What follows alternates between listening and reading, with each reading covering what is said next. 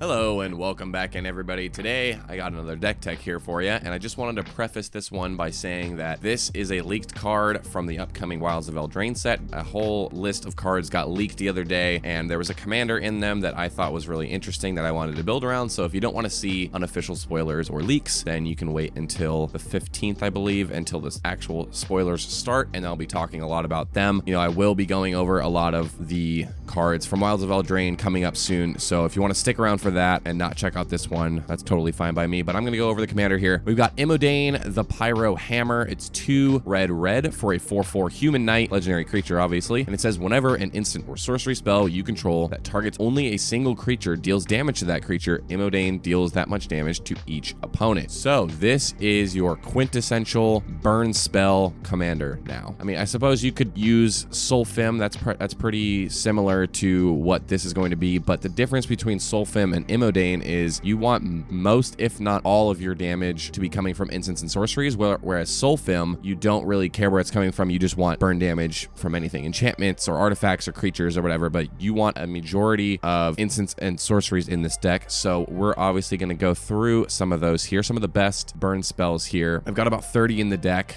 You're going to want a lot in the deck to really get that whole burn tribal aspect going. So first one I'm going to go through here is Cathartic Pyre. It's 1 and a red. For an instant, it says choose one. Cathartic Pyre deals 3 damage to target creature or planeswalker, or you can discard up to 2 cards, then draw that many cards. So obviously red has a ton, and I mean a ton, of instant and sorcery burn spells from the 25,000 or however many cards we are at now. So the ones you're going to want to pick are the ones that give you additional bonuses, not just damage. I mean, the going rate I found is pretty much like 2 mana is 3 damage, 4 mana is like 5 damage about. So those are nice and all, but you want to pick these ones that are going to be able to let you do other things, such as Cathartic Pyre. If you don't need that 3 damage and you need the card draw, you have that option. So there's a lot of the cards in the deck, such as Fire Prophecy, that are going to let you get additional value off of your burn spells. So Fire Prophecy, 1 and a red for an instant. It says Fire Prophecy deals 3 damage to target creature, and you may put a card from your hand on the bottom of your library if you do draw a card. So just like Cathartic Pyre, we're going to want to be getting those additional little bonuses off our burn spells. Another interesting burn spell I got here, Skred. It's 1 red for an instant. It says Skred deals damage to target creature equal to the number of snow permanents you control. So I'm talking about this one specifically because I swapped all of my mountains out for snow mountains just so I can play this card specifically, because the rate is insane. If you're getting this late in the game and you have 10 mountains out, say 10 snow-covered mountains out, this one drop deals 10 damage to each of your opponents. It's actually insane. So this is very good value for the mana. Also, we have some other big finishers here. We've got Crackle with Power. This one's really expensive, so you're going to need to save this for the late game to really finish off your opponents, but it's XXX red for sorcery. It says Crackle with Power deals 5 times X damage to each of up to X targets. So if your X is equal to 1, you're paying 5 mana to deal 5 damage to each of up to X targets. So with your commander, you're going to have to shoot this at only 1 creature for it to hit all your opponents. So it's 5 mana for 5 damage to 1 target, or it could be 8, so X equal to 2, to do 10 damage to each of your opponents. If you go up to 3, 3, 6, 9, 11, to deal 15 to your opponents. So this can really just scale with how much mana you have. Say you use like a mana geyser or something like that to really get a bunch of mana up in a single turn to finish off your opponents. Crackle with Power is a great mana sink to do that. And I got a pretty obscure one here I just want to talk about. Searing Wind, 8 and a red, another finisher here, instant. Searing Wind deals 10 damage to target creature or player. So again, this is just a big splashy finisher. It costs a lot of mana, but it can help you close out the game. So having a bunch of burn spells, be our main strategy for the deck. We're going to also want to put in some other things that benefit us for playing these burn spells, such as Chandra's Incinerator. It's 5 and a red for a 6/6 elemental. However, it says this spell costs X less to cast, or X is the total amount of non-combat damage dealt to your opponents this turn. Also has Trample, and it says whenever a source you control deals non-combat damage to an opponent, Chandra's Incinerator deals that much damage to target creature or planeswalker that player controls. So how this works, say you cast a lightning bolt, deal 3 damage to 1 creature, then it deals 3 damage to each of your opponents. Chandra's Incinerator will proc 3 times, dealing 3 damage back to each of your opponent's single creature that you choose. This can get absolutely out of hand, especially since really all you need is something to do 2 damage, say a shock or something like that. You shock somebody's creature with your commander out, deals 6 damage in total to your opponents, then this only costs 1 single red. So this is an absolute slam dunk in this deck. Then obviously you got your damage doublers, damage triplers, such as City on Fire, 5 red for an enchantment, has Convoke. So we don't have that many creatures in the deck, but our cost could be reduced by some of the ones as we do have. It says, if a source you control would deal damage to a permanent or player, it deals triple that damage instead. Getting a card out like this and having it stick on the battlefield will just win you the game on its own. It's actually insane. Cast like a few of your burn spells here and there, and you're dealing so much damage that your opponents are not gonna be able to keep up with it. Got another fun one here. Fire Servant, 3 red for a 4/3 elemental. Says if a red instant or sorcery spell you control would deal damage, it deals double that damage instead. This one is just an absolute perfect fit in this deck. It's exactly what we're trying to do. All of our spells are red, and we have so many instants and sorceries that are dealing damage. So this is one of the best doublers in this deck. Next up, I'll just go over some of the ramp here. First up, I got Runaway Steamkin, 1 and a red for a 1/1 elemental. Whenever you cast a red spell, if Runaway Steamkin has fewer than 3 +1/+1 counters on it, put a +1/+1 counter on Runaway Steamkin. You can also remove 3 +1/+1 counters from Runaway Steamkin to add 3 red mana. It's just a staple in every red storm deck, every red burn deck, anything like that. This just helps you generate enough mana to keep your turns going. This paired with something like a Burgie or something. I don't have Burgie in this deck because it is like $8 or $9, so I try to keep my decks a little bit budget. Next up here, I got Jaya Ballard, 2 red for a 5 loyalty planeswalker. The +1 says add red, spend this mana only to cast instant and sorcery spells, which is perfect in this deck. We're gonna be doing that a lot. It has another +1, discard up to 3 cards, then draw that many cards. Another great one. We're gonna need to draw a lot of cards, especially if we have like extra lands in our hand or anything. And the -8 is you get an emblem with you may cast instant and sorcery spells from your graveyard. If a spell cast this way would be put into your graveyard, exile it instead. So if we can get that emblem off, it pretty much spells doom for your opponents. You know, you have so many low-costed burn spells in the deck that if you get to reuse them even once per spell, the value you get off of that is just absolutely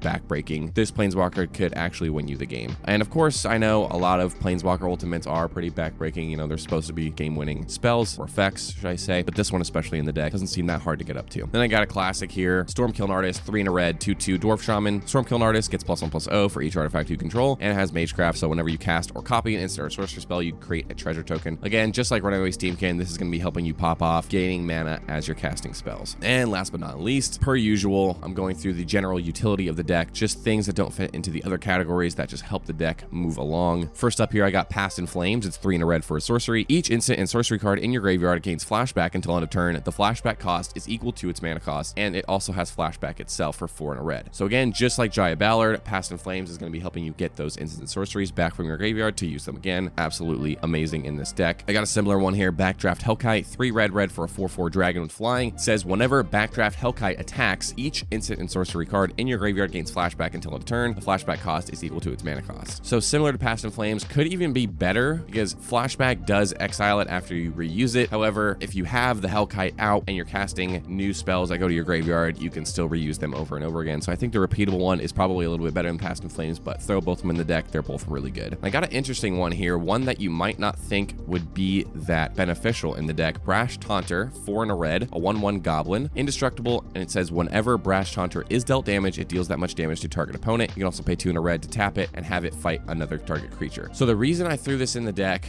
is because our commander says whenever an instant or sorcery spell you control that targets only a single creature deals damage to that creature, Imodane deals that much damage to each opponent. That doesn't say anything about you having to deal damage to your opponent's creatures. So we have Brash Taunter in the deck just in case our opponents are not running a lot of creatures. Maybe they don't want to play into our Imodane's ability, so they're not casting their creatures, they're kind of sandbagging them, or we need creatures to shoot to be able to kill our opponents. So if we have an indestructible creature like Brash Taunter, we can shoot this as much as we want. It'll never die to our burn spells, and it'll still trigger our commander's ability. All the while, it's even dealing damage on its own, which is really nice. So this is just an absolute slam dunk in this deck. If you need creatures to shoot and your opponents don't have them, Brash Taunter is there for you. And last but not least, no pun intended, I've got Last Chance. It's red for a sorcery. It says take an extra turn after this one. At the beginning of that turn's end step, you lose the game. So for decks like this that are really fast and, you know, they're almost a little unfair to play against sometimes if your opponents are playing more of a late game style build, I like throwing in cards like this that kind of just throw it for a loop, that don't just make it super overpowered and super strong and it's gonna win all the time. It's like I'd rather throw in something like Last Chance to just maybe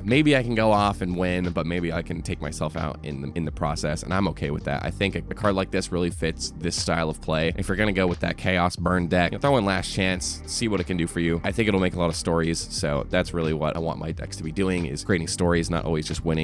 I want my decks to be fun and interesting, and this card really fits that theme. So that's pretty much it for the deck. I've got a full deck list down in the description if you want to check it out. I'm really looking forward to Wilds of Eldraine. I think the spoilers start tomorrow on the 15th, so I'm going to be planning on uploading several deck techs from that set. It's already starting to look really, really fun. So thank you guys so much for watching. If you want to check out that deck list, again, it's in the description. And if you'd like to see more videos from me, or you want to be notified when I am uploading my next videos for the Wilds of Eldraine spoilers, you can go ahead and subscribe down below, and I will see you guys on the next one. All right, take care.